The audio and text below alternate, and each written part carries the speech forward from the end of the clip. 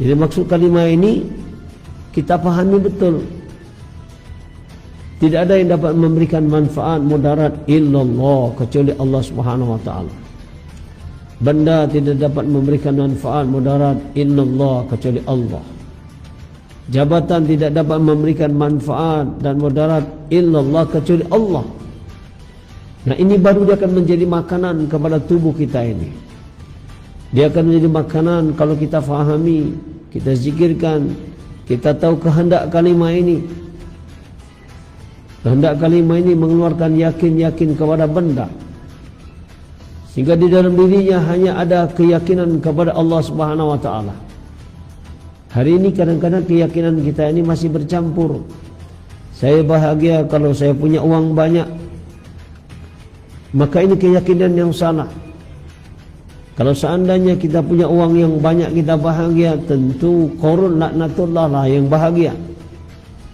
Kemudian hari ini kalau kita yakin kalau saya punya jabatan, saya akan mulia, saya akan bahagia, maka tentulah adalah Fir'aun laknatullah lah manusia yang paling bahagia. Namrud di zaman Nabi Ibrahim seorang raja, 2/3 dunia dikuasai, tentu dialah yang bahagia. Tetapi mereka tidak ada agama. Tidak ada agama, Allah Subhanahu wa taala hinakan. Begitulah inilah kehendak kalimat ini. Keluarkan yakin kepada benda-benda, kepada makhluk. Hari ini kalau bujangan, dia berpikir kalau saya punya istri yang cantik saya bahagia. Kalau seandainya gara-gara istri cantik bahagia, tentu orang yang punya istri yang cantiklah bahagia. Tetapi dalam catatan sejarah kita lihat bagaimana Lady Diana, Pangeran Charles, istrinya cantik. Pangeran Charles seorang raja, tetapi istrinya selingkuh. Istrinya tidak menjamin dia membuat bahagia. Ini kita jadi pelajaran orang-orang yang terdahulu. Kemudian apa kehebatan keuntungan daripada kalimat ini? Nabi katakan, man qala akhirul kalamihi la ilaha illallah dakhalal jannah. Siapa kata Nabi yang di akhir hayatnya mati dengan kalimat ini, maka dia dijamin masuk surga. Jadi kalimat ini ada maksudnya, kemudian ada keuntungannya, kemudian ada cara mendapatkannya. Nah, bagaimana cara mendapatkan kalimat ini? Cara mendapatkan kalimat ini kita dakwakan kalimat la ilaha illallah kepada manusia. Karena orang Islam kalau kalimat ini didakwakan, janji Allah akan memperbaiki amal kita. Ya ayyuhallazina amanu taqullaha wa qulu qawlan sadida. Hai orang yang beriman, bertakwalah kamu kepada Allah Subhanahu wa taala. Wa qulu qawlan sadida, hendaklah kamu berkata perkataan yang baik. Jadi perkataan yang baik ini kata sahabat Ibnu Abbas adalah perkataan kalimat la ilaha illallah. Jadi kalau kalimat ini kita dakwakan, kalimat ini kita dakwakan, maka janji Allah Subhanahu wa taala, yuslih lakum a'malakum. Allah akan perbaiki amal kita. Ini janji Allah Subhanahu wa taala akan perbaiki amal kita. Kalau amal kita sudah diperbaiki, berarti iman kita sudah diperbaiki oleh Allah Subhanahu wa taala. Dan iman ini, kalau iman para anbiya alaihissalam, itu iman anbiya alaihissalam itu dia naik terus. Tapi kalau iman kita umat akhir zaman, itu naik turun. Jadi iman kita ini naik turun. Nah, beda dengan iman anbiya alaihissalam, senantiasa meningkat. Kenapa? Karena seluruh nabi-nabi senantiasa mereka mendakwahkan kalimat ini, beritahukan kepada manusia maksud kalimat ini, didakwahkan. Kemudian dalam hadis Nabi katakan, jaddidu imanakum, perbaharui iman kamu. Kata sahabat, qila ya Rasulullah, wa kaifa nujaddid imanana? Ya Rasul, bagaimana kami memperbaharui iman kami? Nabi katakan, qala aktsiru min qawli la ilaha illallah. Jadi Nabi katakan aktsiru min qauli, ini maknanya perbanyak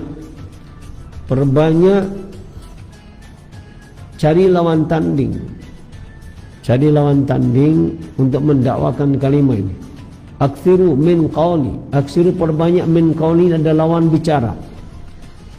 Ada lawan bicara, dakwakan kalimat ini. Kalau ini didakwakan, janji Allah, yuslih lakum a'malakum, Allah akan perbaiki amal kita. Ini syaratnya kalau kita ingin ditingkatkan iman kita. Dan ini pun termasuk makanan daripada rohani.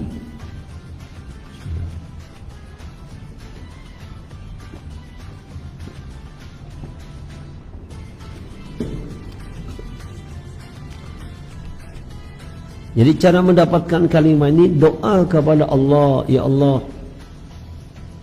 tanamkanlah hakikat kalimat la ilaha illallah dalam diri saya. Tingkatkanlah iman saya, keyakinan saya, peliharalah iman saya, kuatkanlah iman saya dengan kalimat ini. Sehingga betul-betul tertanam dalam diri kita ini, kalimat ini. Nah, ini akan baru menjadi makanan rohani kita. Kalau kalimat ini pertama kita fahami maknanya, kemudian kita pahami tujuan kehendak ayat kalimat ini. Yang ketiga, kita paham tentang kelebihan kalimat ini, karena kelebihan kalimat ini banyak. Nabi katakan kelebihan daripada iman ini, kelebihan daripada kalimat iman ini, itu di dalam Al-Quran dikatakan Allah Subhanahu wa taala berjanji. Janji Allah Subhanahu wa taala memberikan pertolongan.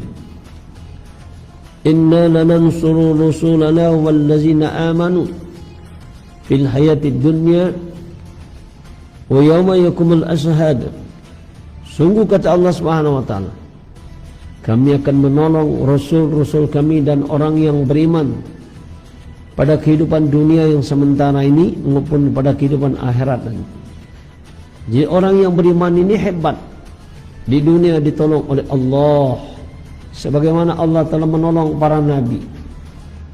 Seorang nabi yang disiksa oleh rajanya, dapat hukuman, Raja Namrud, Nabi Ibrahim alaihissalam. Di atas api Nabi Ibrahim mendapatkan makanan. Di atas api Nabi Ibrahim bahagia.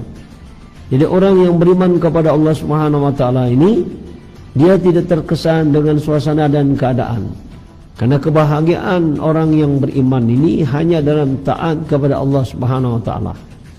Jadi seorang yang taat kepada Allah, menyempurnakan ketaatannya, maka di atas api pun dia bahagia. Tapi beda dengan diri kita hari ini.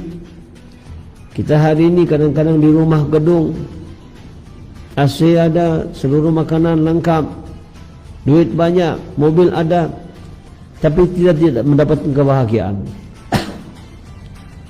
Kita tidak mendapatkan kebahagiaan. Maka apa yang salah? Yang salah adalah iman kita yang salah. Karena orang beriman ini, di mana saja suasana keadaan dia akan bahagia. Kita lihat hadirin, Habibullah Nabi Muhammad sallallahu alaihi wasallam, kekasih Allah, rumahnya kecil 2x3, dan di sana Nabi dengan ukuran 2x3 rumahnya, Nabi berani mengatakan baiti jannati, rumah tanggaku. Nah, rumah tanggaku adalah surga.